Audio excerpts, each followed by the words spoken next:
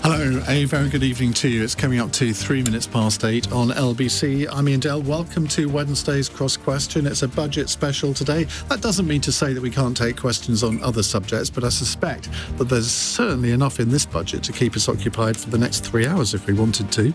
With me on the panel, to my right, Jeremy Corbyn, Independent MP for Islington North, former leader of the Labour Party. Welcome back to you, Jeremy. Sir Rocco Forte makes his debut on the programme. Next to Jeremy, he's a businessman who's the chairman and co-founder of the luxury hotel group Rocco Forte Hotels. To my left, Stephanie Flanders, head of economics and government at Bloomberg, and to her left, Damian Hinds, Conservative Shadow Education Secretary and MP for East Hampshire. He's also a former Treasury Minister. So the number to call, 0345 6060 973. You can text 84850 and you can tweet at LBC, and we'd love you to watch us on Global Player. Call 0345 6060 973. Tweet at LBC. Text 84850. Cross Question with Iain Dale. This is LBC. Right, let's kick off with the first question, which I need to scroll down my screen because it's disappeared. It's from Michael in Rains Park. Hello, Michael. Good evening, Iain. Good evening, panel. I always enjoy watching Stephanie's interviews on Wall Street Week with David Weston. Just a question about the additional borrowing in this budget caused by Rachel Reeves's tinkering with the fiscal rules. Obviously, there's going to be a lot more public borrowing. How is the government going to pay off this additional debt, and will it lead to higher inflation in the long term? Right, for Jeremy's benefit, because he has got headphones on now, but I'm just going to repeat the question. There's going to be a huge amount of extra borrowing. How is this extra burden on the national debt going to be paid off, and will this lead to higher inflation in the long term? Stephanie Flanders, I think this year is going to be the first year in our history where we're spending £100 billion on debt interest. What's your answer to Michael?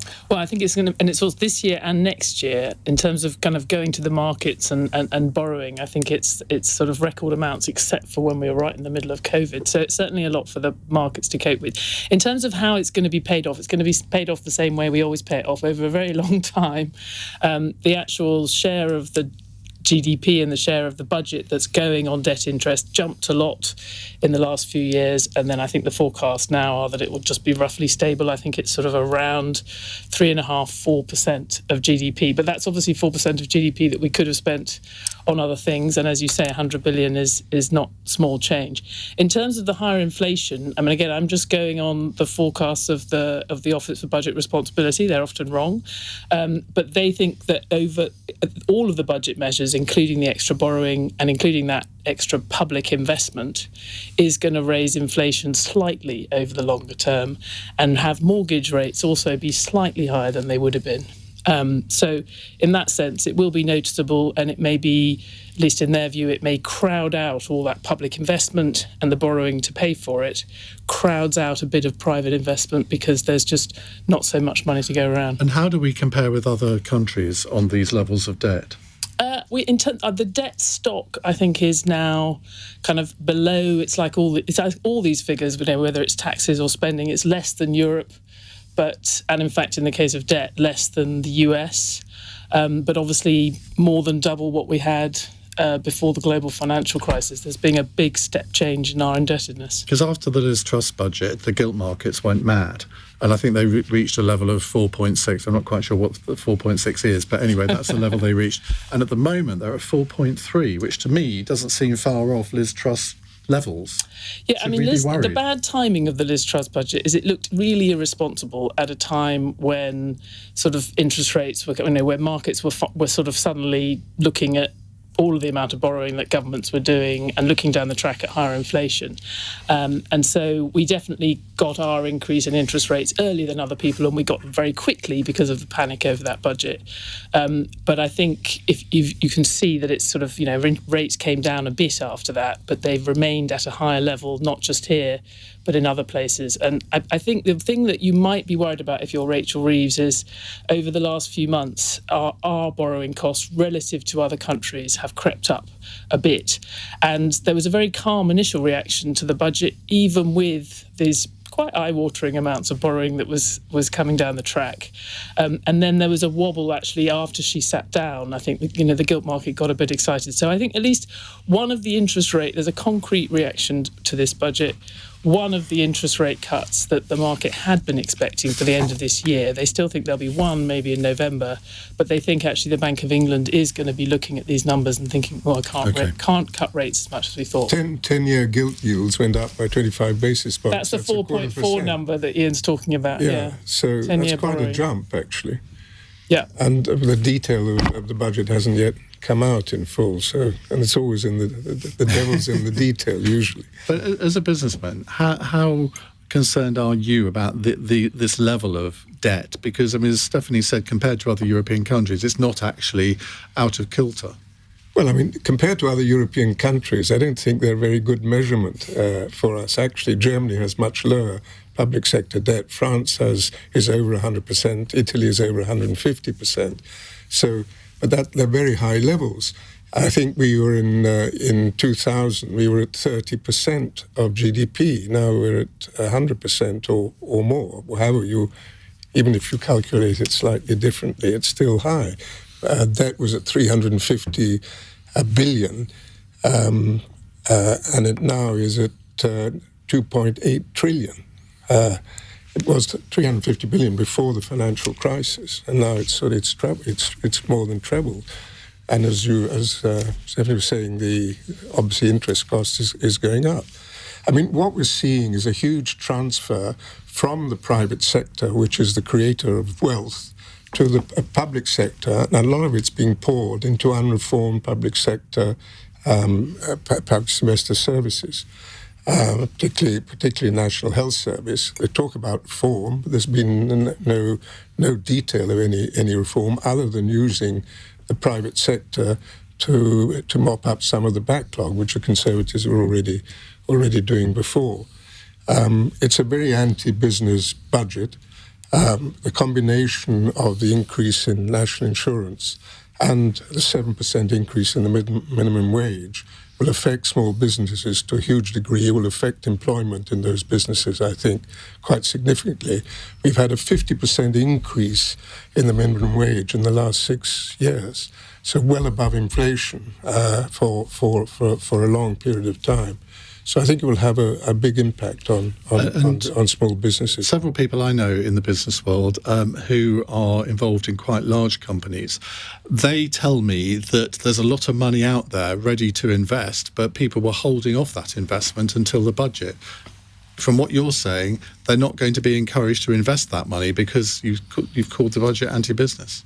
Yes, I think it's that case. The general feeling, and when I spend a lot of time in Italy, because I got a lot of my businesses there, the general feeling towards the UK is very negative at the moment, and I think and the expectations of the budget, what was by the leakages that we've had, and what was anticipated, people were even more negative as a result. And I think the OBR itself said that there's going to be less private investment as a result of Okay, Jeremy Corbyn, what's your reaction? But let's concentrate on the debt burden here, because when you were leader of the Labour Party, that was always one of the attacks on you and John McDonnell, that you sort of the debt would sort of run out of control. Well, do these figures strike you as that's happening now? Not out of control, no. And I do think you need to borrow to invest anyway. Otherwise, how do you get the infrastructure you need? How do you get the public services you need? And how do you deal with the issues of poverty and inequality within our society? I don't think the budget goes far enough in the directions on child poverty or on disability or on housing, for that matter, because you look at the stress that people are under at the present time, and the government set its face absolutely against ending the 2-child benefit cap. So the point you're making, Rocco, about the minimum wage increase, Yes, the living wage has gone up to over £12 an hour, which is good, but it's not a huge amount of money. And if you don't raise it in any way, many of those people would apply for universal credit, so you'd be having to pay for it anyway. And so I do think we need to look at the issues of poverty within our society. And I don't understand the thinking behind the removal of the fuel allowance, the winter fuel allowance to older people. So there's nothing about that in the budget? No, only was say all done before the budget. But indeed, that by removing that has actually put more people who've taken up universal credit in order to get the benefits. It's actually cost them more instead of saving any money. I don't understand why they did that. Politically, it's a terrible thing to do. Damian Hinds. Well, it is a huge amount of additional borrowing. And of course, we need to make the distinction between borrowing and debt. It is amounts of borrowing that then add to the debt. They quite often get conflated in the way that we trade things across the floor of the House of Commons. Through most of my life, you talked about comparing to other European countries, through most of my life, we've had relatively low levels of accumulated debt compared to those countries. And then we've had a couple of very big shocks, financial crisis, COVID, which have made that level go up. We're not in that period now. We are still experiencing some of the aftershock of COVID, and there is stuff to be done around the NHS waiting list and so on. But this is a huge amount more borrowing, not all of which is going to go into investments. Some of it is going to go into day-to-day spending, and that does have an impact, has an impact on inflation and on interest rates. Of course, before the election, the Labour Party did say they weren't going to tinker with the rules around borrowing, just as they said they weren't going to have to put up taxes beyond a very short list they presented in the election. And I'm afraid both of those promises have been broken in today's budget. Well, Rachel Reeves finished her statement by saying, well, with a message to Conservatives, really, saying, well, if you don't vote for this, tell us what you would do differently. And, I mean, it was quite striking, and this may come up a little bit later, so let's not get hooked on the NHS. But, I mean, £25 billion of extra spending in one way or another on the NHS, you would not have done that, would you? So, therefore, if you hadn't done that, there would be few improvements in the NHS. So they will always have that to beat you around the head with, won't they? Well, look, Ian, our record on the NHS is spending on the NHS has gone up year after year for many years. It also has to come with productivity gains, and I think this is what Rocco was referring to. And when Jeremy Hunt gave the most recent large increase to the NHS, it did come with, actually it was the NHS itself that came up with its productivity plan. That's the right way to do it. I think what we see from the new government is large amounts of money being distributed in different ways. Train drivers is another case in point. Everyone wants people to be paid more, but productivity gains have to come with it, because that is what makes it, both at individual occupations level and for the economy as a whole, that is what makes pay increases, improvements in living standards sustainable. And we haven't heard nearly enough about productivity agreements with the public sector. And Jeremy, that's a fair point, isn't it? Because all this money going into the NHS, so far, there's been nothing coming back about reforms. We don't know. West Streeting says, well, reform is needed, but we don't hear any detail of what those reforms might be. He doesn't say very much about what they could be. The ones that I would like to see would be to remove a lot of the privatised services out of the NHS, which make a huge amount of money from the NHS. And that would, like what? Well, you look in any hospital, because of the Health and Social Care Act, they are required to offer services out to the private sector. So you get diagnostics, you get the medicine supplies, you get a whole lot of services in hospitals actually done by private companies. But what's wrong with that? Well, they're making a great deal of money out of it, which could go into the NHS itself rather than them. But if they're providing the service as cheap as the NHS could, what's not to like about that? What's not to like about it is that they are making... I mean, I had a DEXA scan last year for osteoporosis. Yeah. I had that done through the NHS, but at a clinic out in Brentford. it didn't matter to me whether it was done within a hospital or out at a clinic in Brentford. It was still very efficiently done. From the patient point of view, you want it efficiently done. But if you are, for argument's sake, getting that treatment done for £100 in an NHS hospital, charging £200 the private sector because the NHS didn't have enough money to invest in another diagnostic set of equipment, then actually you're wasting public money by putting it into the private sector when you could be providing a better service for a larger number of people in the public sector. Right, more questions in just a moment to our panel. It's 17 minutes past 8. LBC.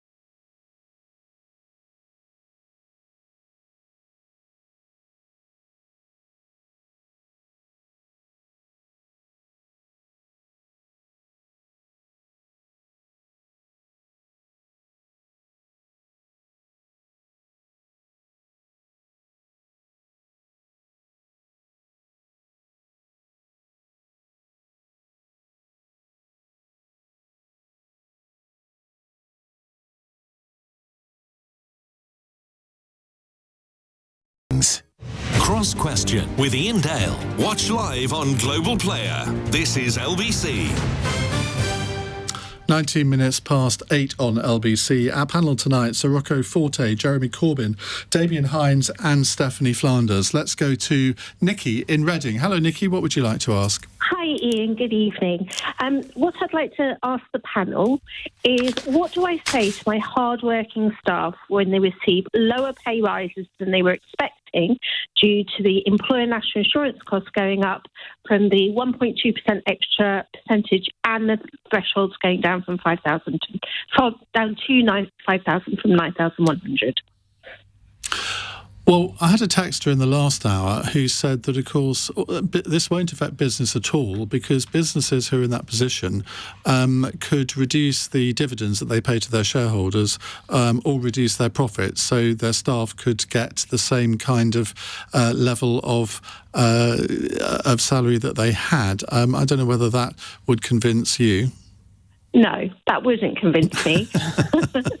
All right, Damian Hinds. Well, first of all, many of those businesses don't have dividends, and Rocco works in the hotel business. As it happens, that was also my industry before I went into politics. My achievements probably not quite as famous as yours, Rocco, but it's a staff intensive industry, and you make decisions all the time about hiring staff or not being able to hire staff. And the reality is, with an increase in employer national insurance contributions, that will show up partly in lower wages and partly in lower employment. There is also theoretically, of course, there could be some owner dividend effect as well, but I think all economists expect that to be a very small proportion. I think typically people say about 3/4 would come through in a wage effect. And it is... this is effectively politics. It's an attempt to say we're not putting up taxes on working people, we're putting taxes up on companies, and companies somehow are, not part of what gives you your livelihoods. In reality, there is no such thing as a tax on a company. A tax can only, in the end, fall on a person. It can only fall on a customer, an employee, or an owner. And the truth of the matter is, what's corporation tax then? It is a tax which ultimately falls on one of those three groups. All taxes fall on people. There's no such thing, ultimately, as a company being able to pay tax. Companies can't go to a cash point and get a load of money out and give it to HMRC. It can only come from people. And by the way, when we say owners and dividends, of course, very often that would be institutional shareholders, which would include pension funds, for example. So in the end, the effect of these things is always felt on people, but with employer national insurance contributions, the most direct effect is likely to be on wage settlements. We do need to have a bit of perspective on this. I mean, if you just look at if you think about the last year, the last two big statements from Chancellor Jeremy Hunt, in both cases, he cut national insurance on employees at a cost of over £20 billion. So in many ways, although this is a slightly different way of doing it, it's not the way I would have done it, but given that they had said they weren't going to reverse that, they found another way to effectively reverse it, but they're actually raising the same amount of money that was quote-unquote saved with those cuts, which, as we know, were based on what seemed to many people to be completely unrealistic plans for the public spending. So I do think on this particular point, and in the way that they have done this national insurance rise, as I say, it wouldn't be my first choice as an economist to do it on the employer contribution or indeed on national insurance at all. But if the Office for Budget Responsibility would say this is going to fall slightly less on workers than if they had just reversed the two rate cuts that were not really affordable in any real sense that happened in the last year. I mean, we do, I think, have to just have a memory of more than 12 months in terms of what's happened to the tax system. Net, the overall tax burden is going up as a result of this budget. It is going up. Not as a result of the national insurance, though. That's reversing the budget as a whole. So the tax burden is going to go to its highest rate in this country ever. Well, it already is. It was already going to. It's going to be even higher. Yes. It's going to be even higher. I guess the question is whether you think, and this goes to what Iain was asking before, whether you think actually a Conservative budget right now would have had to raise tax in some way in order to put some money into public spending, because no one honestly believed those public spending plans to be achieved. Well, you say no one believed it. Politicians were saying it. And one team of politicians got elected on the basis of a manifesto, an election campaign, which could not have been clearer. We are not putting up income tax, VAT or national insurance. And was also clear that they weren't going to change the borrowing rules. And they are the ones now in government, and it's for them to be held to account for what they said they would do and what today they have done. But what's interesting is actually the loophole, if there was a loophole, and I agree it was disingenuous the way that they presented the promise. The loophole was identified during the election campaign by Laura Trott, by the then Chief Secretary of the Treasury. She was publicly said, are you going to rule out employer contributions? And pointed out very clearly that Labour had not ruled that out. So if it is, if they're going back on it, it's not. That's news to Laura Trott. Stephanie, we had a very long list of taxes, and Iain was probably involved in some of those interviewing people either side of it. A very long list of taxes, which Conservative candidates put to Labour candidates, say, do you rule out this, do you rule out that? And they never ruled that out. This was not the only one. This is just politics. I mean, it negates the basics of it all. At the end of the day, what we need is growth in this country. Growth is the only thing that's going to deal with debt in the long term. This budget is not going to produce growth, and what's happened over the last 10 years has not produced growth. We talk about Europe having higher this and higher that than we do, but they've stagnated for the last 15 years. In fact, our growth since Brexit has been higher than continental Europe's. But so the more weight you put on business, on top of this, we're going to have a change in the labour laws, which are going to make it more difficult for employers to run their businesses and to manage, and actually discourage them from employing people. Dealing with people who are not producing, it's more difficult to get rid of them. Plus, you're going to have a huge laws which are going to allow the unions to run rife, effectively impose the conditions they want to on employers.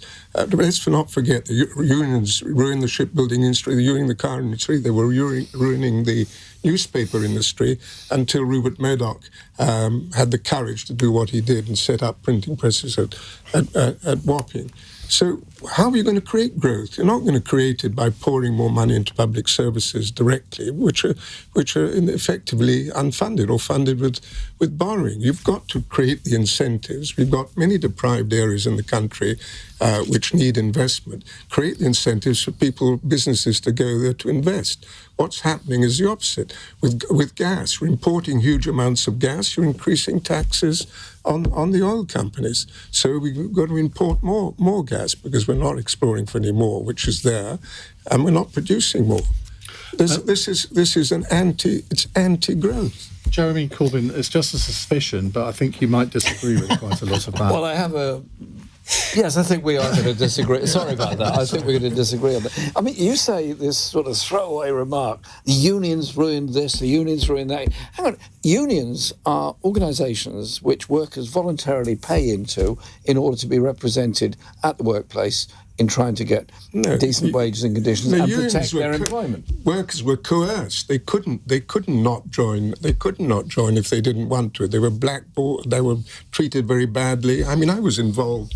I was around in the 70s, and we both were.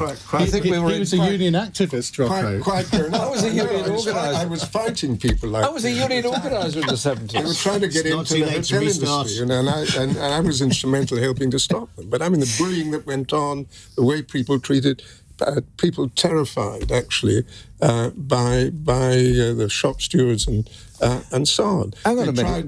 What we were fighting for was decent wages and conditions and security of employment. This legislation that has just gone through Parliament, or the second reading's gone through, on workers' rights, I wish it was stronger, but it is a step forward, because surely you must understand this, that if you've got a decently paid workforce in secure employment and properly trained, they're likely to stay, you're likely to get the productivity from them, you're likely to have a more successful business because of that.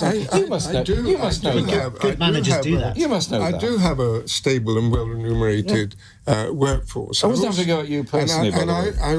I also work, have hotels in other European countries, and one particular one, Belgium, where the laws are such that it's impossible to manage. I can't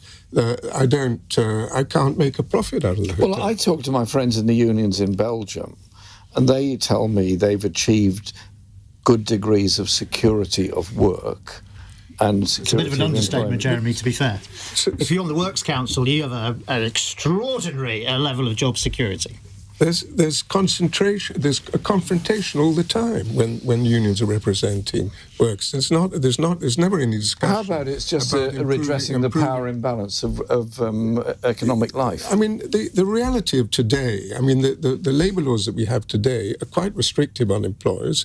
Employees have the right to appeal against, and go to court if they feel they're unfairly dismissed. All these new labour laws are going to increase the number of cases in employment tribunals. You'll have disruption in businesses, which we don't need to have. You can't take strike action without a ballot that's got a very high level of participation in it. Yes, so it's quite restrictive. The new laws are going to say you don't need a majority of the employees to. You need a majority of those voting. Yeah. And wildcat strikes are going to be allowed again. And all the disruption that unions can cause, and a lot of the talk given of some of these union leaders is quite anti-business, and it's quite political, actually. You're political. Union leaders are political. Everybody's political in some way. I mean, you have a particular view on how the world should be run. It might be not the same vision I have, but. Well, I think my vision is to be slightly more successful. If the world was run by my vision, it would be slightly more successful than yours. What do you call success? Jeremy. I'm trying to get out of him what he calls success. I know, but this discussion has sort of slightly veered off into, a very interesting direction. Started off with national but I do want to hear your answer to Nikki's question, which, let me just remind you. Remember, it was about the national insurance and wage when my staff asked me why I haven't given them pay rises in line with what I usually do, what answer should I be giving them? Well, Nikki, I obviously don't know what Nikki's particular business is, and what she has at her disposal, but quite clearly, raising wages is something your workers are going to demand for understandable reasons because of the problems they have in surviving. There's great poverty within our society. Again, I don't know what your business is, but surely you are a profitable business. You can take in some of that, if not all of that, increase and still give increase in national insurance and still give a wage rise. But there are many companies, particularly small and medium-sized ones, who literally are on the breadline, where their owners are maybe not even taking anything out of the company themselves. I know many people that run very small businesses in my area who work incredibly hard, pay a huge amount of money in business rates, which they frankly shouldn't have to, and I hope there's going to be a real understanding of that for small businesses. Otherwise, you just destroy high streets. And do you think small business owners are working people? Because Keir Starmer doesn't seem to. Well, I talk to people that are sort of running 1 or 2 or 3 person businesses. They're working incredibly hard. To me, they're working. The people that are exploiting them are those very large corporations that are making an awful lot out of the economy. There in the budget, there are actually quite. I think there clearly is quite a big burden going on businesses, but in terms of the increase in taxes. But the Chancellor has made quite an effort to protect or cushion the blow for a lot of smaller businesses.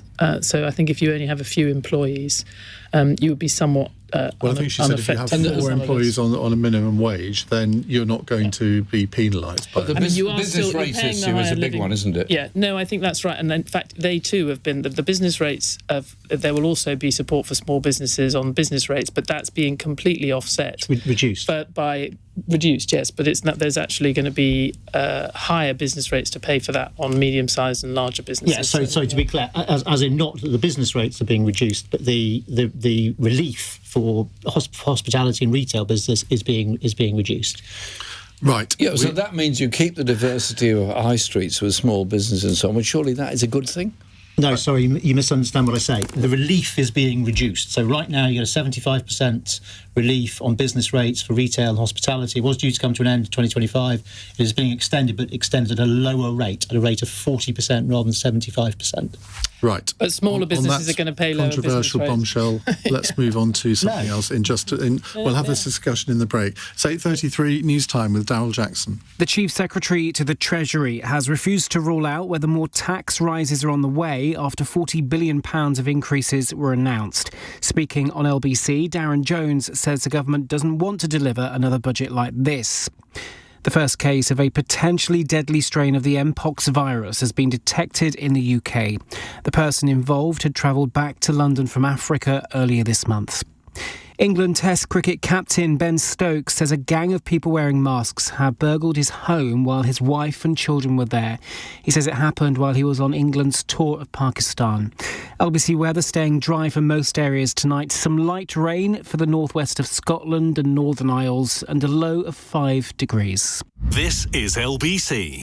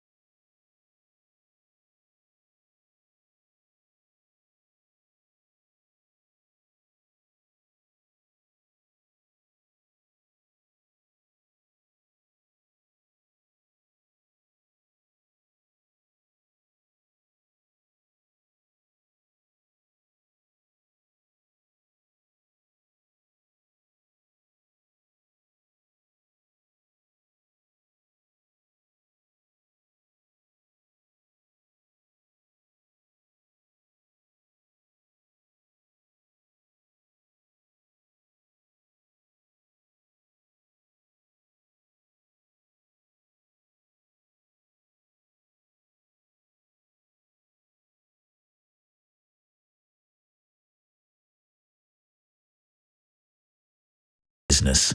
Cross Question with Iain Dale on LBC. Right, we have Sir Rocco Forte with us, Jeremy Corbyn, Damian, Hinds and Stephanie Flanders. Tax question from Timothy. You've just mentioned the tax burden in this country is projected to be at its highest ever level, but isn't that the Tories' fault rather than Labour's? I think that's directed at you, Damian. Well, look, we take responsibility for everything we did in government, and I didn't want taxes to be as high as they were. You cannot, though, escape the reality of a global pandemic. I mean, it is just a reality. In the same way that you can't escape in the previous Labour government the reality of the global financial crisis, the cost of COVID was enormous. But it was right to spend that money. Remember, in COVID, economists were predicting that unemployment was going to peak at 11%. That's kind of 1980s levels of unemployment. Because of the support packages that went in, including for hospitality and small businesses, because of that support package, unemployment peaked at less than half that. So it was the right thing to do. Our economy is in better shape as a result, but it did come at an eye-watering cost. I think that's a yes. It is more the Tories' fault rather than... Well, do you not think I think that was more blaming the COVID-19 virus. And Stephanie, do you deny anything that I've just said? No, I don't. Everything you said was consistent with the fact that it is down to Tory tax increases more than Labour's increases. Right, and that was made clear in the OBR. I do think you need to look at the amount of money that was wasted during COVID as well. I mean, all those handy deals that were done with the companies to do stuff within the NHS that didn't need doing, track and trace and so on. Jeremy, that was incredibly expensive. If you look at the vast amounts of money that was spent during COVID... I'm not complaining about the furlough. Those were the vast amounts of money. They were on furlough, on business support, on the National Health Service, and those were the right things to do. Right, Jane says, will today's budget help close the gap between the highest paid and the lowest paid in workplaces across the country? Jeremy? No, I don't think it will at all. I don't think so, because it doesn't deal with the issues of poverty within our society.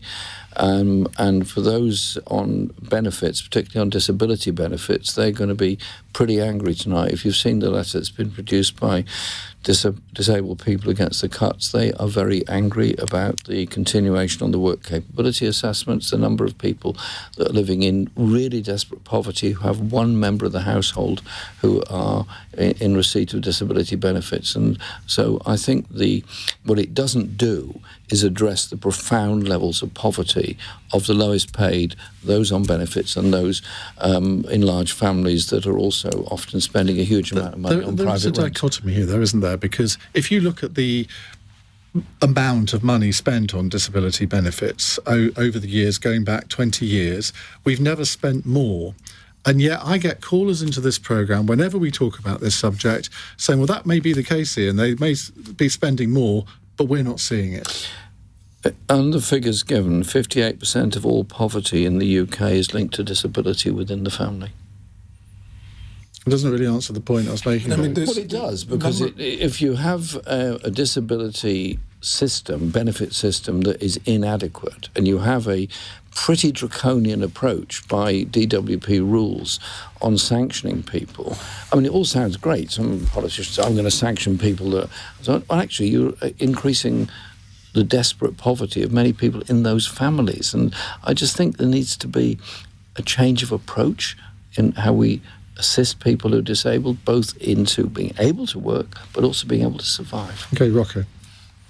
No, but the number of people on sickness benefits, I think, is 2.5 million now, isn't it? And it was sort of...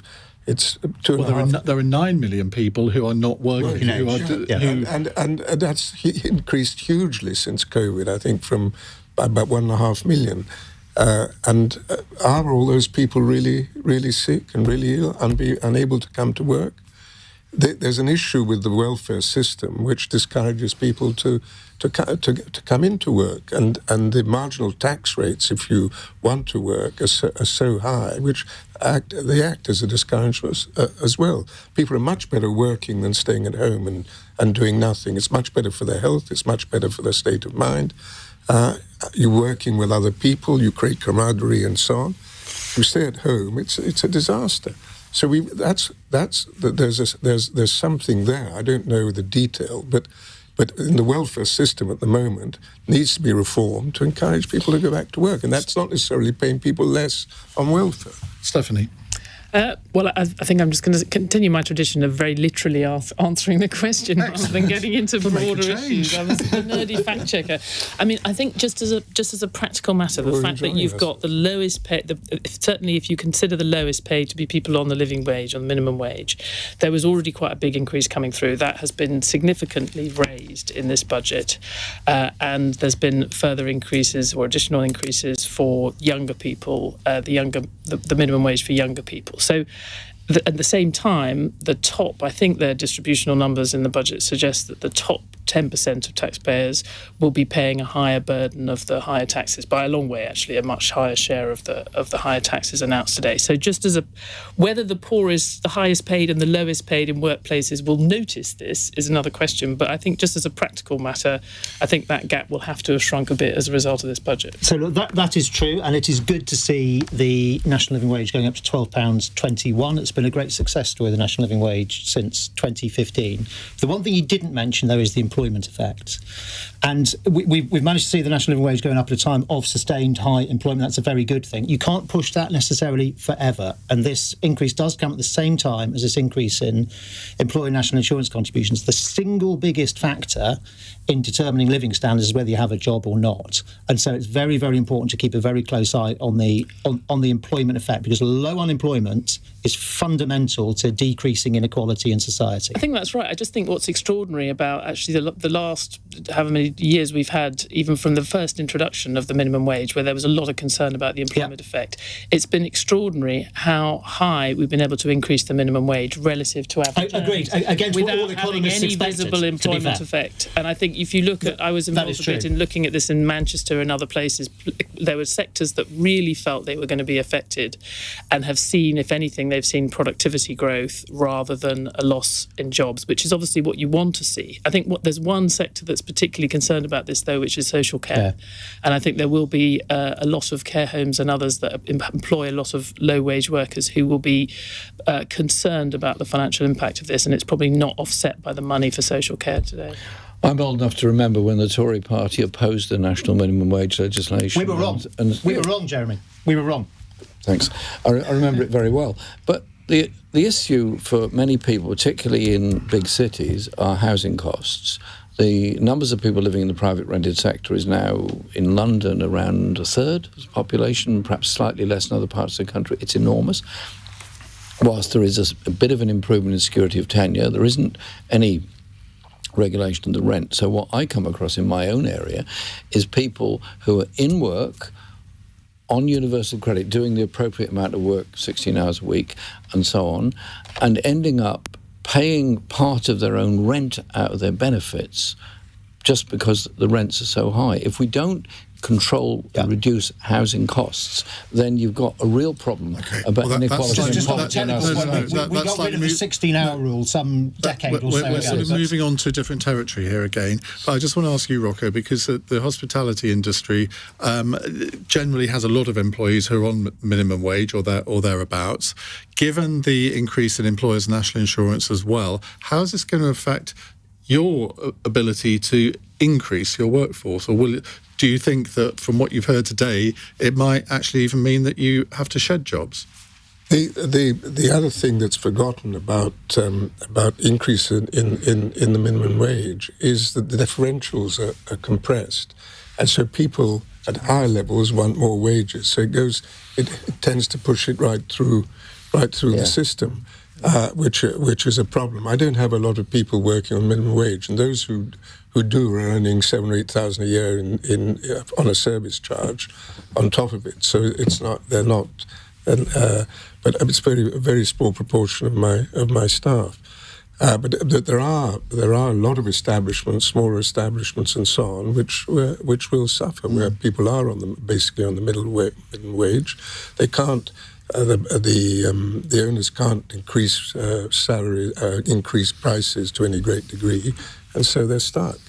And they don't invest in the hotel. Hotels need continuous investment. You don't make profit, you can't invest. The thing gets more run down, fewer customers want to use it, and so on. But low wages are expensive, aren't they? Because you then access in-work benefits, which you wouldn't be accessing if you were paid more. Right. I think we're going to have maybe a question that is not related to the budget next. You never know. It's 8:45. This is LBC.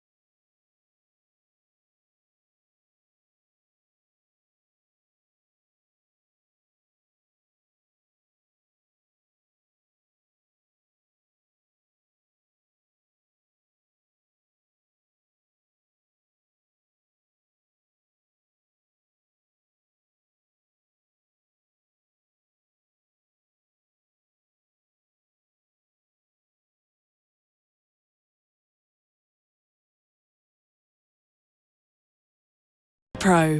Cross Question with Iain Dale on LBC. We have a cracker of a fun question at the end, so don't go anywhere because you'll want to hear their answers to it. It's 8:47. We have Sir Rocco Forte with us, Jeremy Corbyn, Damian Hinds and Stephanie Flanders.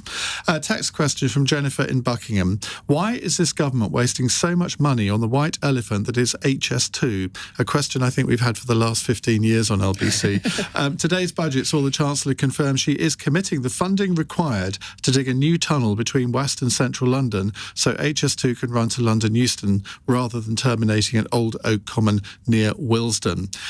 Stephanie, can we have quick answers on this one, and then we can get another one in? Economists always say that people don't understand about sunk costs. Once they're sunk, you should just forget about them and still to consider whether it's worth spending the money. But no human being actually thinks like that. You always feel if you've thrown money in, you're going to throw some more money in.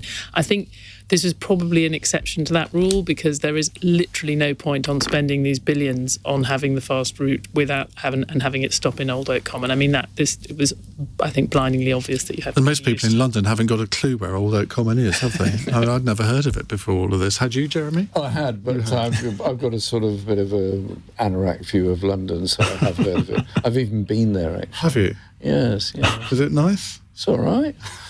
You know what I mean? I mean, what if you were Prime Minister now, what would you have done about HS2? I would have wanted it to be properly linked up to a proper high-speed network. That is, there's no link to HS1, which is frankly absurd. So the idea of running a through train to Paris or Berlin or something from Manchester or Edinburgh is impossible with this system, so I think there's a big mistake there.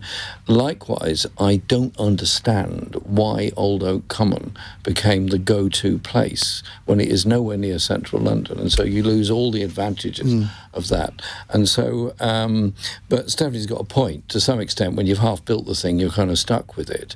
But historically, surely the big mistake is we should have started in Birmingham and gone north rather than in London and gone to Birmingham. Well, I just said start in Edinburgh and come south. Okay, fine. That's fine. Because then there would really be an incentive to complete it. Because the issue was not rail capacity between London and Birmingham. The issue is rail capacity between Birmingham and Manchester and on the East Coast Main Line. HS2 would have been much better as a parallel to the East Coast Main Line. You have a fan, Mike in Bermondsey, says, can you invite Jeremy Corbyn onto the panel more often? I'm really enjoying his measured responses to Mr. Forte's take on the country. Mike, Rocco and I will come and entertain you. Well, I think you two should do a podcast together or something. Damian? I just find HS2 kind of depressing. I mean, the fact that it was kind of misdescribed in the first place, when everybody knows about transport, which, by the way, is not me, but says it's all about capacity. And yet it was sold to people as a thing about speed. And then people said, oh, well, it doesn't create that much more time for you and people can work on the train. And that seemed to undermine the whole thing. And then it just took way longer than everybody was expecting and cost way more. And I slightly worry that with whatever change you now make, whatever extension you now make, I'm afraid you're going to get the same thing all over again. How depressing. Yes. Yeah, well, I agree Rocco. with that. It was built in the wrong place. It should have been built along the M40, which the countryside has already been damaged instead of going through fresh countryside. The cost per mile is 6 times what the link between to the Channel Tunnel is. They still don't know what it's going to cost. They keep underestimating the cost.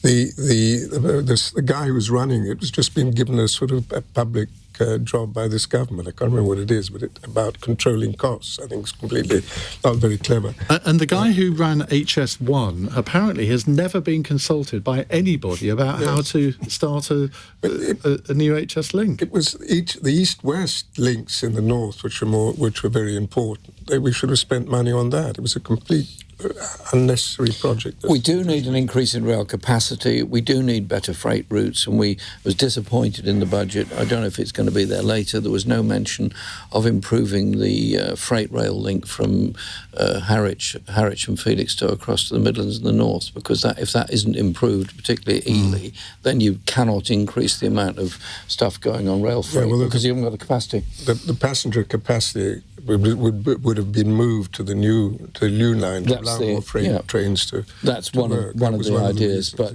yeah. Right, let's go to a WhatsApp question from Vaz in Warwick, who says, today saw Rishi Sunak's last appearance of the dispatch box as leader of the Conservative Party. Almost 2 years after taking on the role, what do you think his legacy as Prime Minister and leader of the party will be? Well, he was certainly on fire in his response to the budget today, because it must have been a bit of an odd feeling. Sort of, was he going to be able to sort of psych himself up for it? But Jeremy, what do you think? Doing the response, as I've done myself as leader of the opposition to the budget, is a nightmare. It's hell. Because you don't really know what's in the budget. Well, you did today. Well, this time, the leaking's improved. But so credit where it's due. There's better leaking going on, but you don't actually know what's in it. There's bound to be some surprise in there you can't ever get prepared for. So you have to write a speech which is general in its approach and then try and deal with some of the details of it and hope that the people that are sending you notes in the back room have got it right. On one occasion, I was doing it, I got 5 pages of notes, and they realised that page 3 contradicted what I was saying on page 1. And so they realised this, that nobody ever noticed it at the time. John McDonnell was then given page 3, walked over to the dispatch box where I was speaking, took page 3 out, replaced it with a new page 3. And nobody noticed? Nobody noticed. What were the lobby journalists doing upstairs? They should have been... Not doing their job. Well, clearly. And we seamlessly carried on. I thought Sunak today was very excitable and very excited. I thought he was just getting ready to work for Elon Musk. And this was the, Can you imagine if that happened? This was just his last interview, I'm sure, Elon, look at me, I can do it. Because he did talk about AI quite a lot, didn't he? Well, that's right. Now, was it AI doing the job today? Who knows? But I think, sadly, a lot of people can remember Rishi Sunak for that crazy day when he called the election, stood out there in the rain in the dark. Nobody in his office had the brains to put on a light and give him an umbrella. I mean, do his staff all hate him or something? It's a bit unfair. You put your guy out there, it's pouring the rain, he's in the dark, and all the journalists have disappeared inside because they don't want to get wet anymore, and he's out there getting soaked. And then you send him off to the Titanic Centre the next morning. He might have insisted. We don't know. We'll have to wait for his memoirs. Yes, well, let's ask him about that then. Damian, what will Rishi Sunak's legacy be? So, look, I thought he did well today. I thought he acquitted himself well. I think he picked our spirits up on our benches. And I think, as Jeremy says, and he would know better than any of us, it's like the hardest job, actually, being the leader of the opposition on budget day. On that day. On that one day. Yeah. And I thought it was actually very good. And I think, to be fair, he was proved right? I mean, all the things that he was saying through the election campaign that leaders of Jeremy's former party were denying, actually, they've tended to come true already, and more of them will come true. Look, I wish him well for the future. He's still a young man. I think that's another feature of our modern politics, that people at really quite a young age, having been at very, very high levels in public life, then are suddenly not. And I think that's probably quite a difficult adjustment to make. But look, I wish him well. And for my party, we've got a new start about to come. And what do you think that new start looks like? Well, I'm backing Kemi Badenoch, but I think we've got 2 candidates, either of which would be a fine leader. As I say, I'm backing Kemi. We need to take time. We need to understand the enormity of what's happened to us, the enormity of our defeat, the huge scale of what we need to climb out of, and we need to win back trust from the British people. We won't do that overnight. There was a time when the Labour Party, being in as much of a mess as they've been since coming into government, would have semi-automatically translated into an increase in support for the other party. That's not true anymore. We've got an awful lot of legwork to do. And I think, there's a real sense of determination in the Parliamentary Conservative Party and more broadly to do that. And would you like to serve in the Shadow Cabinet still? I'd love to serve in any kind of role. We're a fairly lean bunch these days in the Parliamentary Conservative Party, and I'd be very happy to serve in whatever role was the most effective way to serve my constituents and hold this government to account. Rocco, Rishi Sunak, what do you think? I think very disappointing as a Conservative Prime Minister. He was completely captured by the Treasury, as was Jeremy Hunt. He didn't pursue real conservative policies to any great degree. He didn't pursue the benefits of Brexit in any way whatsoever, and getting rid of more legislation than was got rid of.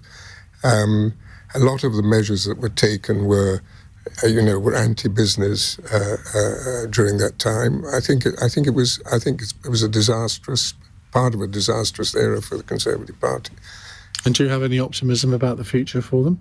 Well, I hope Kenny Badenoch wins, because I think she's the only one who understands the depth of change that's got to take place, not just within the Conservative Party, but within the country, if it's going to be set on the right course. She's the only one who really understands that.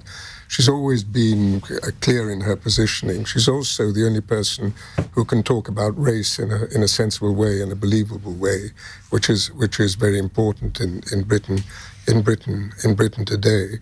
I don't know Jenrick personally, but I mean, he's someone who was on the left of the party. Suddenly he's become on the right of the party. Sorry, I keep doing that because it's convenient. I wouldn't trust him. Okay. Stephanie, you've been observing British politics for many years, almost as long as me, but not quite. What's your verdict I think on we'll Rishi remember Sunak? him as the Prime Minister who became Prime Minister maybe 5 or probably 10 years earlier than he would have done in the normal way of things if the Tories hadn't been going through their potential leaders so quickly. And it sort of didn't serve him well or the country. I think he would have been a better Prime Minister in 5 or 10 years' time. And the sort of order of play was kind of set for him when he became Prime Minister. He didn't get to make that many decisions. And the one he made, I think, in terms of the timing of the election, probably meant one of his legacies is a lot fewer MPs currently, and Tory MPs currently in Parliament. And Damian, do people blame him personally for that? Because if he had held on to November, I mean, the economy is in a better state than it was when he called the election. There have been several positive developments. I mean, is there a lot of resentment towards him? No, I don't think so. And in fact, we had the 1922 committee today, and there was lots of appreciation actually for him. You can argue either way on the timing. And the truth is, you could have waited till November and other things might have happened. And then everyone would have said, well, you should have done it earlier. Of course, the later you leave it, the less optionality you have. In the end, you've got to make a judgment. It's never going to be a perfect one. And that's what happened. Right, let's move on to our fun question with Helen in Oxted in Surrey. The town of Edenbridge in Kent is making the website Ticketmaster its Bonfire Night effigy this weekend over the Oasis tickets fiasco. What or who else deserves to become a bonfire effigy this weekend? Damian. Twitter. Do I need an explanation? Have you come off it? No. So that's the problem with these things. That is the problem with these things. They draw you in. So we'd all be a lot happier without it. Stephanie? My code of conduct, I'm not allowed to burn anybody or suggest burning anybody at Bloomberg, but maybe we could just have Guy Fawkes, given that the bonfire night's been so overshadowed by Halloween. Maybe we could just try and reassert that British tradition. Quite right. Rocco? Eula's cameras. I thought they'd all been burnt already. Jeremy? I want a symbol of something that I don't like to be burnt. Not people, because I don't believe in burning people. I want to see this big fire in Edenbridge. Well done, Edenbridge, by the way. Fantastic. Big fire with this big words up there, which is then on fire. Greed. I was hoping for something a bit more original than that. But, what's not original about that? You've never had that before? Well, no, I suppose that is true. Well, there you go, then. All right, I give in. I'm wrong. Thank you all very much indeed for joining us tonight on Cross Question. Now, on Monday, as our focus turns towards Tuesday's US presidential election, we have a panel consisting of the former British ambassador to the US, Lord Kim Darroch, Jennifer Ewing from Republicans Overseas UK, a representative from Democrats Abroad UK, plus the Sunday Telegraph columnist Zoe Strimple, who grew up in the city of Boston, Massachusetts. So obviously the US election going to figure large on the programme over the course of the next week. Well, coming up in the next hour, we're going to take more of your calls on your reaction to the budget. I'm not going to give you any particular question because there were so many different aspects to the budget. We are going to be talking to Sarah Olney, the Liberal Democrat Cabinet Office spokesperson, the MP for Richmond Park. But apart from that, it's your calls all the way. So if you want to get anything off your chest about what's been in the budget, you might want to praise something in the budget, who knows? But if there's something that is going to affect you